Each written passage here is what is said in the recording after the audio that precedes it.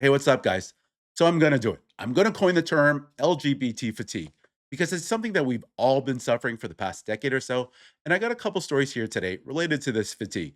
So the first one being the story of a Chili's employee who got fired for calling his female coworker by her government name because he simply refused to use her preferred name and he refused to use they them pronouns. And the second story is of an LGBT cruise ship sailing in the Mediterranean that tried to dock in two of the most anti gay nations in the world. So let's go to the first story, which is two clips. The first clip is of the employee recording himself getting fired by management. And listen to some of the stuff they're saying because it is hilarious.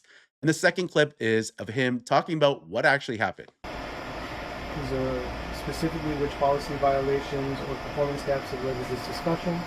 Violation of Brinker's anti-harassment and inclusion policy, discrimination slash harassment, this is its title. And detail the specific incident or behavior that had occurred. West continued to call TM Fish by her dead name, even though he was requested to stop by TM and management. We refused to call her by her preferred name and used her government name instead to the point she was physically unable to continue her shift. Okay. She was physically unable to continue her shift because I called her Madeline 4 times. Heard that. Okay, so this man was fired for violating Chile's inclusion policy and claimed that the worker was physically unable to work due to being called the wrong name. You can't make this up. See, I don't know if this guy has much of a case against his employer because Chili's can legally enforce a workplace policy requiring employees to use preferred names or pronouns to avoid complaints or potential lawsuits from the other employee. But that doesn't mean we can't boycott the shit out of them, give them the Bud Light Target treatment. Because honestly, I thought we were done with this nonsense in 2024 when Trump got reelected. But it seems like these companies have found a way to continue this BS.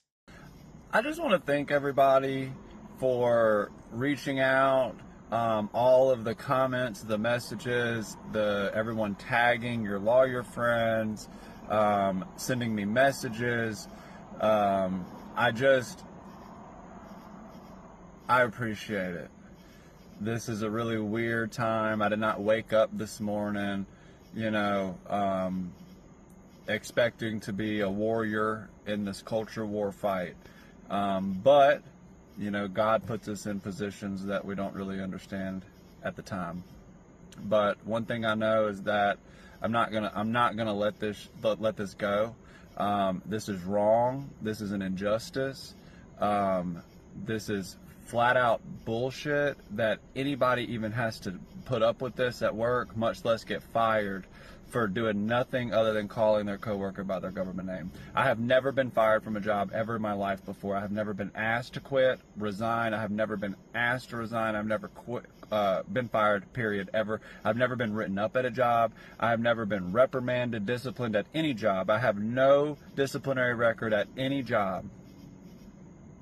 And I got fired for the first time today from Chili's for doing the high crime of calling my coworker, whose name is Madeline, by her name, which is Madeline, and not referring to her as her chosen name, which is Fish.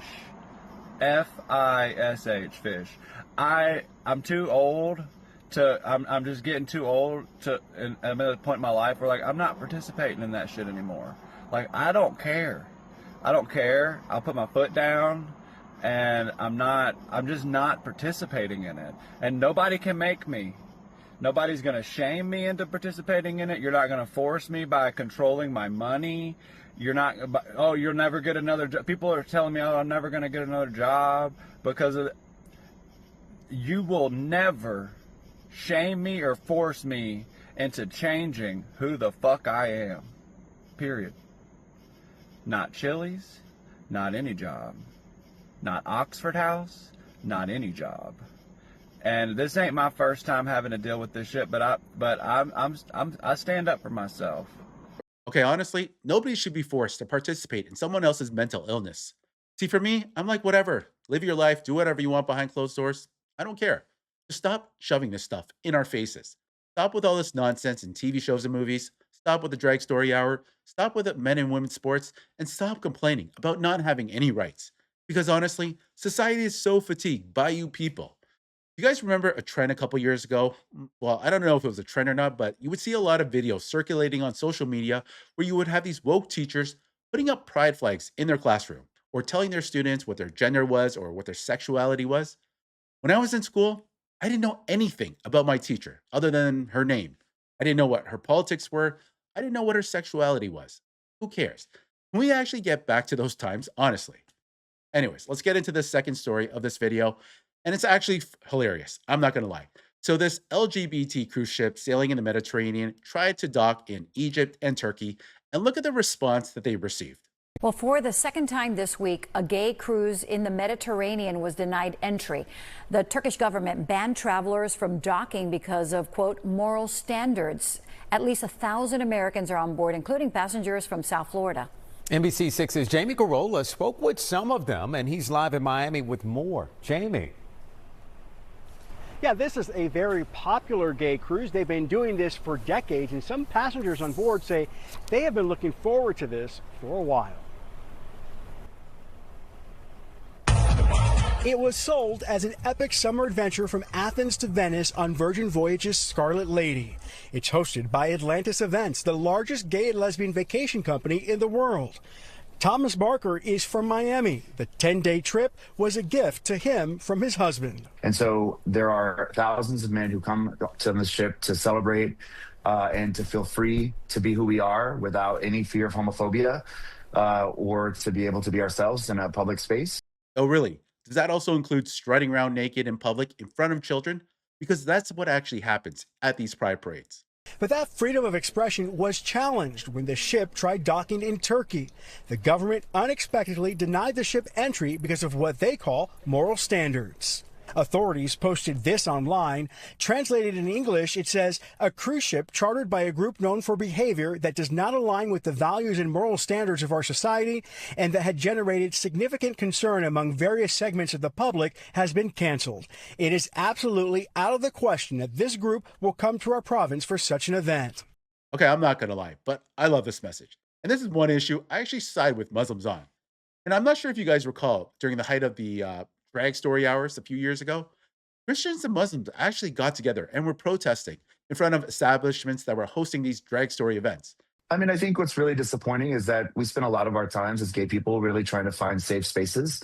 And going on this cruise is about as safe as it's supposed to get, right? And we were excited to go to new places and potentially experience that safe space in places like Turkey and in Egypt, where it is obviously very difficult to be a gay person in those countries. The cruise was then rerouted to Egypt, but at the last minute, the port was also canceled without any explanation. We thought that it would be a great opportunity for those people in those countries to also experience what it's like outside of in the rest of the world, where people can be free and be celebrated for who they are.